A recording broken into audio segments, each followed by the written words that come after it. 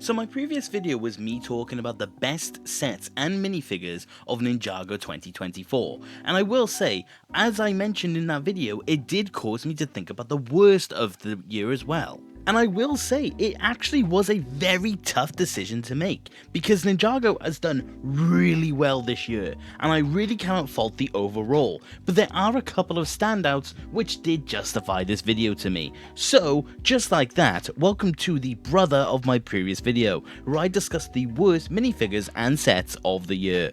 And I will say there is a slightly different criteria in comparison to the best. So, the main thing I judged these off of was whether or not I like the build, whether or not I don't think it's worth the price, all of those different aspects when it comes to the sets. And the minifigures, I base it off of whether or not they're canon, whether or not they're accurate, or whether they're just worth being in the collection in general. So that was my overall thought when it came to where they ranked, and if you agree with me, please let me know, but if you disagree, I would also like to hear why. But let's first talk about the minifigures. So coming in at the number 5 pick, we are going to be talking about one of the villains of the year, and that is of course going to be the Wolf Mask Warriors, but specifically I want to talk about the Wolf Mask Guards. Now the main reason for this is that they are just simply not canon as far as I'm aware. Maybe I did miss something when it came to these guys, but they're in the set and they don't actually come with the masks that make the Wolf Mask minifigures really good,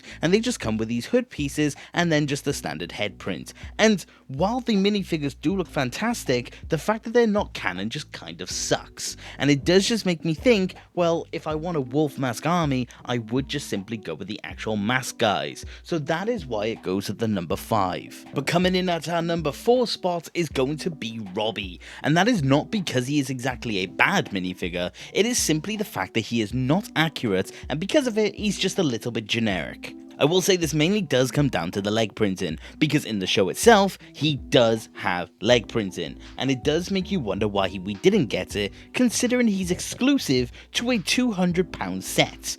And it is just overall a little bit lazy, to be honest with you, but it's still alright, it just makes him look extremely generic. There's nothing really standard about him. So that is why he is in this list, but it's not one that I'd be mad at if it's in the collection. But like I said, it did just need more, especially considering how you have to get it. And this also does apply to the number 3 spot as well, because it does go to Blecht, and I will say the reason he is above Robbie in this instance is the fact that he is more of an intricate design, but they still left out that leg detail. And I just don't understand why both of these minifigures have received this treatment in a £200 set, because you would expect a little bit better considering the price that you're paying for it, especially when you know that those leg prints do exist in the show itself. But let's actually get on to the number 2 pick, and this is one that I feel like you would probably end up disagreeing with me with, but it's just one that I've got personal problems with,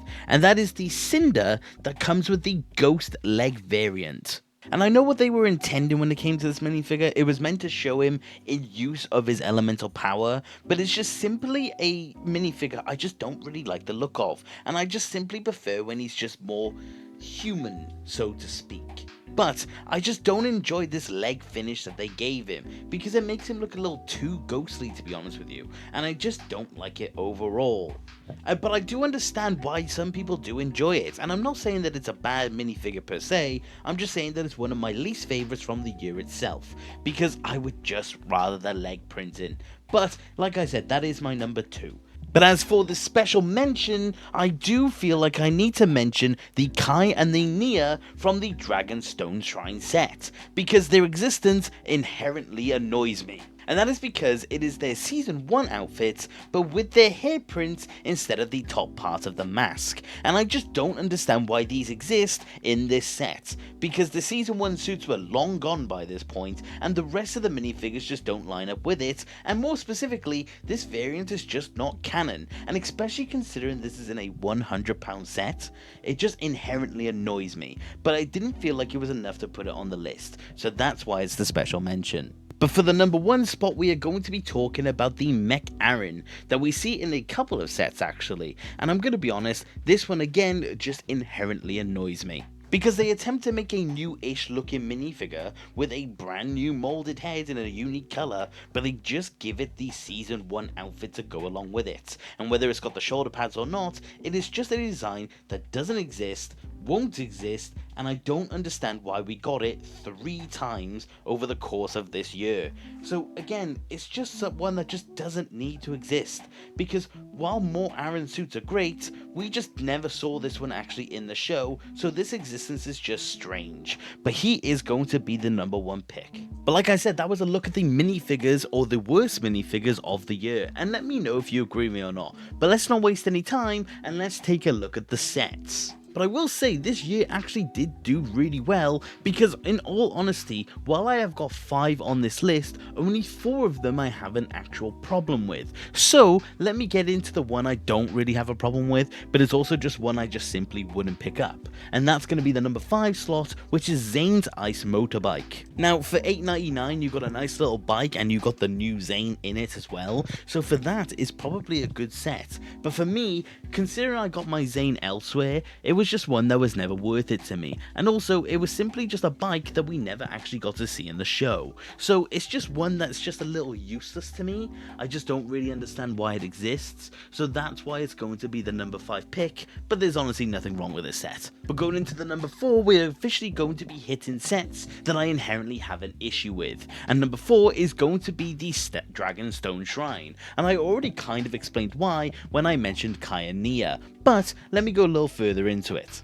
Because this set retailed for £105, and that is not a little amount to say the least. But what did you get for that price?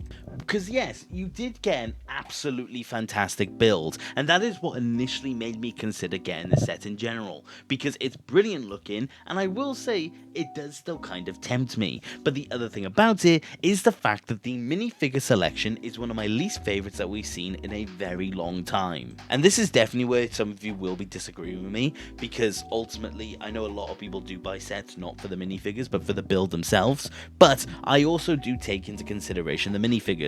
And I'm gonna be honest, there's only one minifigure in this set that actually interests me.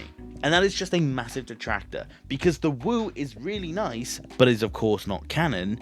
The Raz can be found in multiple sets, the Lloyd is in one of the cheapest sets of the wave, and the Kai and Nia simply aren't canon and have really weird suit uses. So the only good one in this set is actually Euphrasia, and that doesn't justify £100 to me. I would much rather just go on Bricklink and buy her separately. So that is why this set has made its way onto this list and is going to be taking the number 4. But as for the number 3, we're going to be talking about Aaron's off-road buggy car, because while it is nice to see a nice little set that has Aaron, it has the exclusive, or he was exclusive, and it had Cinder, Ryu and a Wolf Mask Warrior, other than that, it was just a bit poor. Or more specifically, I do think this set itself was wildly overpriced, because for £45 you were getting a set that was 267 pieces, which is not a lot, and in my opinion is nowhere near worth what you're asking for, because this set in my opinion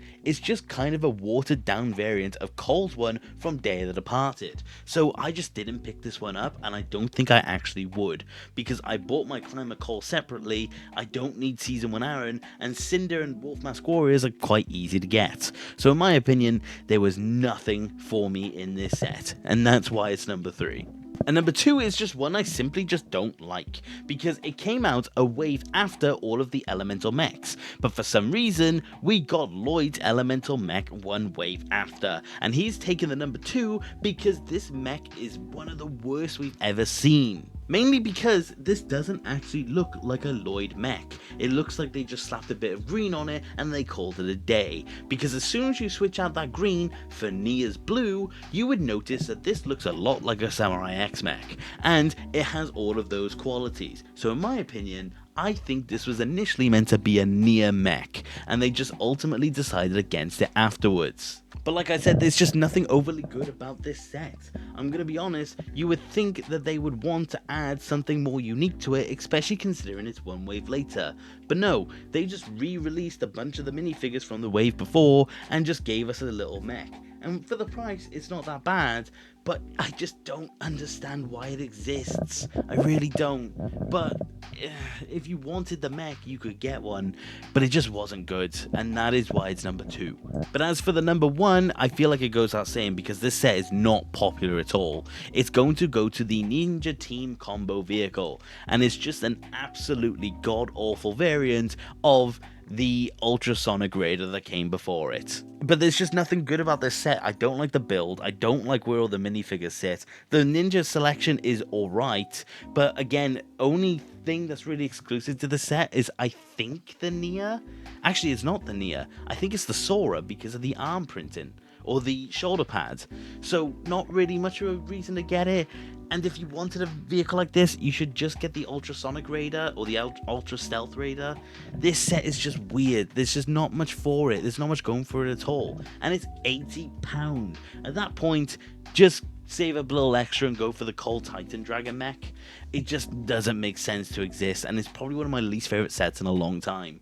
But that, of course, is number 1. But that was my look at the worst set and minifigures, in my opinion, of 2024. And let me know what you think and if you agree with me or not. But that's about it for today, guys. Thank you for watching. Take care. Okay,